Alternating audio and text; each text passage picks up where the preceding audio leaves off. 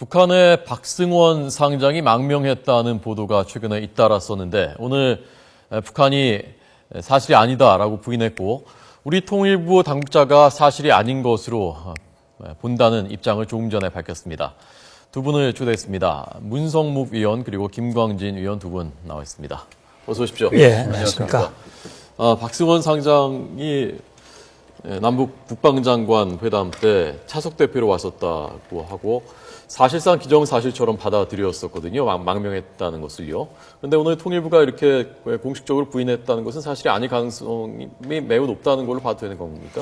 예, 그래서 저도 국방장관회담 차석 대표로 나왔었고 제가 2000년 9월 그 1차 국방장관회담에 직접 참여했었기 때문에. 아, 그러셨군요. 예, 박승원 상장, 그땐 중장이었습니다.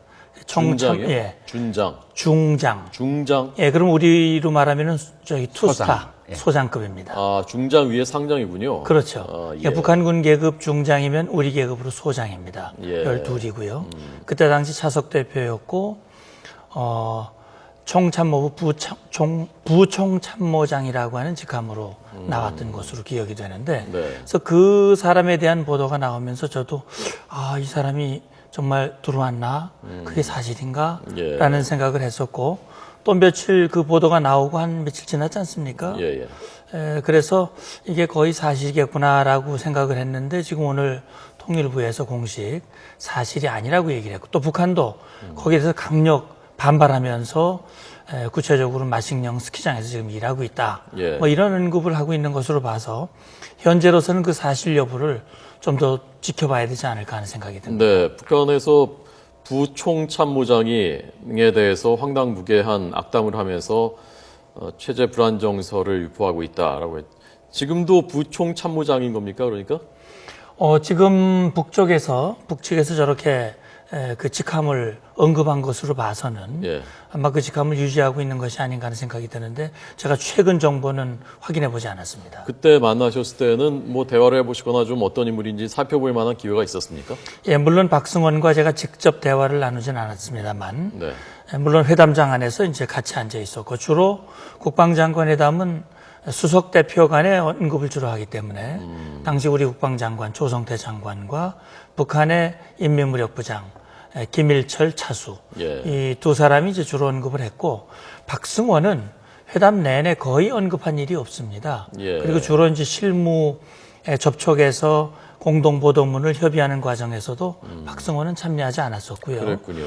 그래서 박승원에 대한 그 인물 됨됨이라든지 그런 것들을 꼼꼼히 살펴볼 수 있는 기회는 별로 없었던 것으로 기억이 됩니다. 김광진 위원님은 북한 출신이신데 혹시 박승원에 대해서 들어보시거나 보셨거나 하신 적 있습니까? 개인적으로는 만난 본 적은 없고요. 제 생각에는 이제 조선중앙통신이 발표를 하지 않았습니까? 예. 사시안이라고 한데 마식령 스키장에서 현재 건설 현장을 지휘하고 있다 이렇게 얘기가 됐는데 아마 얼굴을 공개를 하면은 더 쉽게 납득을 시키겠죠. 그 얼굴을 본인을 직접 이제 확인시켜 주겠는지 좀 두고 봐야 될 것 같고요. 예. 그다음에 둘째는 북한에서 공식적으로 북한 주민들도 알 수 있게끔 이제 신문이나 아니면 방송을 통해서 대변인 담아둔 이렇게 아마 반응을 하면은 네. 아닐 가능성이 좀 더 높겠죠. 왜냐하면 내부적으로 공개하는 거기 때문에. 근데 아직까지는 그런 상황은 아닌 것 같습니다. 그래서 좀 더 두고 봐야 되지 않을까 이렇게 보여집니다. 조선중앙통신의 보도는 일반 주민들한테까지는 전달이 안 되는 모양이죠? 그 뉴스로 각 언론사들이 이제 보내지는데 예. 그것들을 신문에 실을지 방송을 할지는 아마 그 지시를 받아서 할 겁니다. 각 언론사들이. 네. 그러니까 조선중앙통신이나 아니면 우리민족끼리 여기서 나오는 얘기들은 일반 북한 주민들이 다 공유하지 않는다고 봐야죠. 예.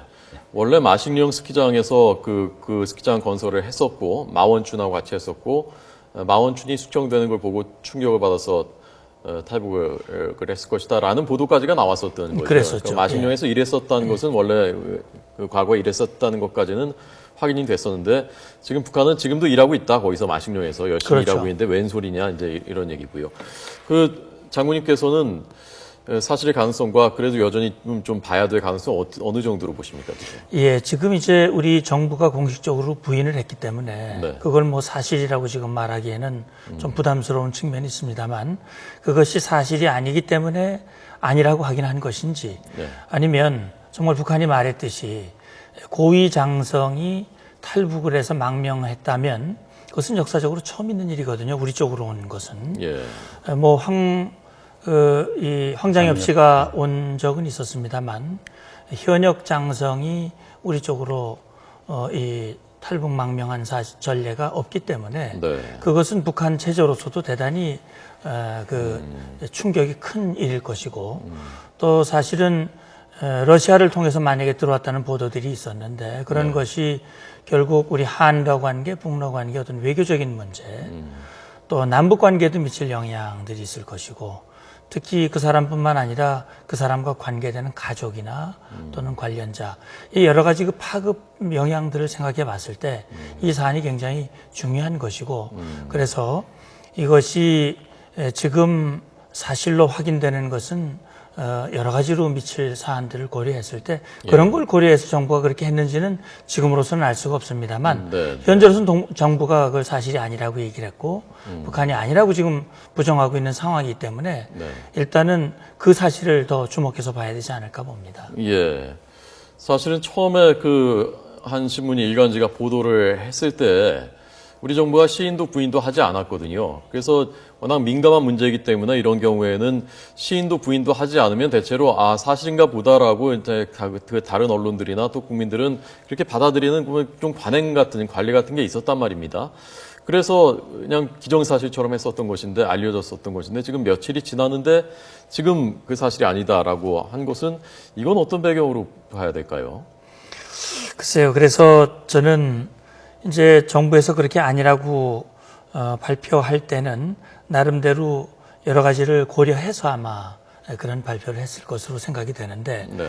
좀 타이밍상으로 그런 보도가 나왔을 때 즉각적으로 바로 했으면 오히려 이런 불필요한 오보라고 말씀 지금 단정할 수는 없겠습니다만 예. 그런 이제 이야기들을 이제 차단할 수 있었을 텐데 예. 정부가 아마 처음에 그런 보도가 나왔을 때 그걸 그렇게 신중하게 보지 않았거나 이랬을 가능성이 있고 혹시 저는 지금 북한이 이 박승원 얘기뿐만 아니라 지금 이제 이휘호 여사의 방북 문제가 나오면서 네. 이게 북한 어선이 구조가 돼가지고 예. 그 중에 일부가 이제 남겠다는 의견을 발표를 했고 네.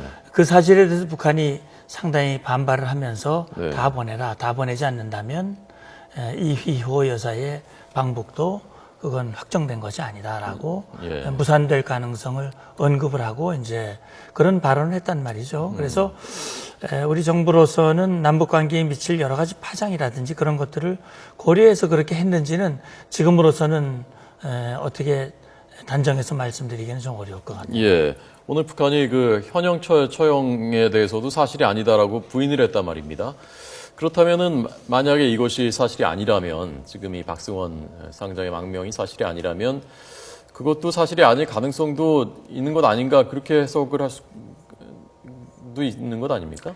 현영철과 관련돼서는 아마 여러 방면에서 크로스 체크가 돼서 이 언론에 공개가 된 것 같고 네. 그리고 북한 내부에서도 이제 다 군 조직들 특히 퍼치라고 하죠. 북한식 표현을 빌면은 그렇게 이제 다 알려진 것으로 아마 알고 있습니다. 저는. 근데 최근에 예. 또 네, 지금 망명 설과 관련해서 이제 같이 해서 우리 공화국 북한이죠. 북한 공화국의 내부를 말살하려는 예. 그런 불순한 목적으로 이제 흔들어 보려는 그런 모략 책정을 이런 식으로 이제 비판하고 있는데 여러 방면에서 그런 것들은 체크할 가능성 사실인지 아닌지는 확인할 가능성들이 꽤 높은 거죠. 그래서 예. 아마 내 생각에는 이 상장 망명설과 관련해서 아마 몰아서 이렇게 같이 비난하지 않나 이렇게 보여지네요. 예. 현영철이 처형됐는지 여부는 확실하지 않습니다만 일단 현영철을 대신해서 박영식이라고 하는 인물이 현영철 자리를 지금 대체하고 있는 것이 아니냐.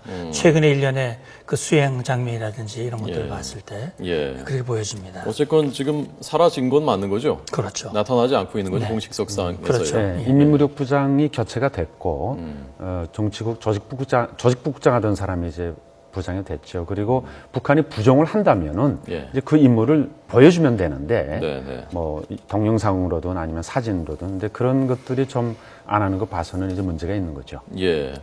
오늘 윤명세 외교장관이 관훈 토론회에 나가서 이 남북 관계에 대해서도 언급을 했는데 북한에서 김정은 집권 이후에 70명 가량이 처형된 것으로 알고 있다라는 언급을 했습니다. 잠깐 한번 들어보도록 하겠습니다. 윤 장관의 말입니다. 조금 이제 그 보도가 부정확한 측면이 좀 있습니다. 다만 이제 하나의 흐름으로 볼 때는 이 김정은 집권 이후에 지난 3년 반 동안에 한 70여 명이 이제 처형을 당했습니다.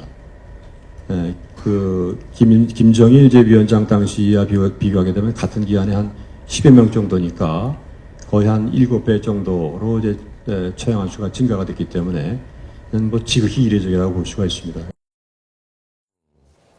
한 7배 정도다. 그 아버지 때에 비해서. 대체로 그런 추세를 볼 수 있는 건가요? 그렇죠. 장성택 거모부 행정부장이죠. 거모부를 처형하면서 그때 이제 많은 간부들 죽였고 그 다음에 과거에는 볼 수 없었던 그런 것들이 많이 나타나고 있답니다. 그러니까 당중앙위원회 조직지도부, 선동부 가장 핵심적인 부서 사람들도 감시하고 그 다음에 처벌하고 죄가 밝혀지면 그런 식으로 하고 있기 때문에 지금 뭐 그것도 어느 정도 중간급 간부들이 아니고 아주 고위급 간부 한 70여 명을 처형을 했으니까 이제 심각한 거죠. 북한 내에서. 예.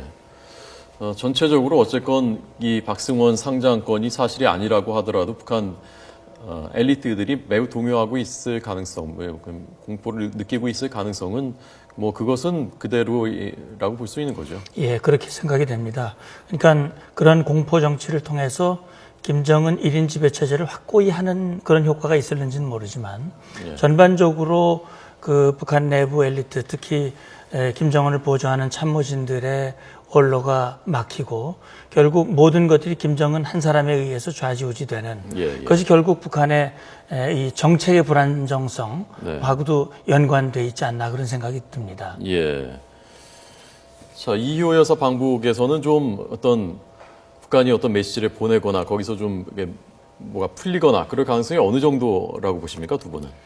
일단 이희호 여사의 방북은 글자 그대로 이 순수한 인도적 차원에서 하는 것이고 특히 북한으로서도 그동안 이희호 여사에게 초청 의사를 여러 차례 밝혀왔었기 때문에 뭐 그 이상으로 해석하기에는 좀 조심스러운 부분이 있습니다만 워낙 남북 관계가 막혀 있고 대화가 단절되어 있는 상태에서 또 가는 것이기 때문에 아마 그분을 통해서 우리의 입장이 전달이 되고 또 북측의 입장이 확인될 수 있다면 그것이 뭔가 남북 관계가 풀릴 수 있는 촉매의 역할을 할 가능성은 뭐 배제할 수 없다 이런 생각이 듭니다. 북한이 육로가 아니라 항공편으로 오라라고 뭐 그쪽에서 강력하게 요청을 한 것인지 확인은 안 됐습니다만은 그것이 이번에 새로 완공한 공항하고 관련이 있다라는 분석들이 나왔었거든요.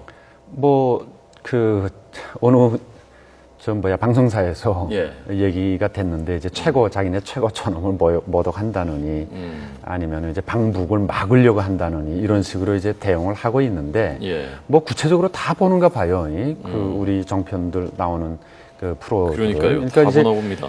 구태여 그렇게 뭐 공항으로 오라고 자기네가 주장한 걸 부정할 필요는 없겠는데 말이죠. 그런 것들 이제 언급하면서 얘기하는 거 봐서는 이번 그 방북을 자기들이 큰 무슨 특혜나 베푸는 것처럼 이렇게 선전하고 있는 것 같고 이번 방북 계기를 통해서 자기들도 뭘 좀 얻으려는 게 있지 않는지 그렇게 보여집니다. 그래서 이 체제 선전 당연히 이제 그런 쪽으로 자기네 생각을 하겠죠. 그리고 또 우리 정부의 메시지랄지 아니면은 또 뭐 전환이라고 할지 정책에서의 그런 것들을 좀 압박하거나 기대하는 그런 기회로 활용하려고 하지 않나 이제 보여집니다. 알겠습니다. 제가 두 분 말씀하시는 동안 우선 자막으로는 속보를 먼저 전해드렸는데요. 박지원 전 민주당 원내대표, 지금은 새정치민주연합, 오늘 항소심 재판 선고가 있었습니다. 저축은행 두 곳에서 금품을 받은 혐의로 재판을 받아왔던 사건입니다. 1심 재판에서는 무죄 판결이 내려졌었는데 2심에서 조금 전에 유죄 판결이 내려졌습니다. 이렇게 되면은 이 형대로라면은 의원직 상실에 해당하는 형입니다. 징역 1년에 집행유예 2년입니다. 물론 이제 대법원까지 가서 대법원에서도 만약에 2심을 그대로 확정한다면 의원직 상실에 해당하겠습니다. 그러나 대법원 판결이 언제 내려질지 알 수 없고 내년 4월이 총선이기 때문에 의원직 상실, 물론 대법원에서 또 유죄가 날지 안 날지도 모르는 것이고요. 이 부분은 좀 지켜봐야 될 것 같습니다. 2012년 9월에 솔로몬저축은행과 보혜저축은행에서 불법 자금 6천만 원을 받았다는 혐의로 수사를 받았고 재판에 넘겨졌었고 1심에서는 무죄, 그리고 2심에서 유죄, 징역 1년에 집행유예 2년이 선고된 것입니다. 오늘 두 분의 분석 잘 들었습니다. 조금 이게 박승원 상장 건이 사실이 아니라고 하니까 여러 가지가 좀 혼란스러운데요. 두 분 분석 잘 들었습니다. 고맙습니다. 감사합니다.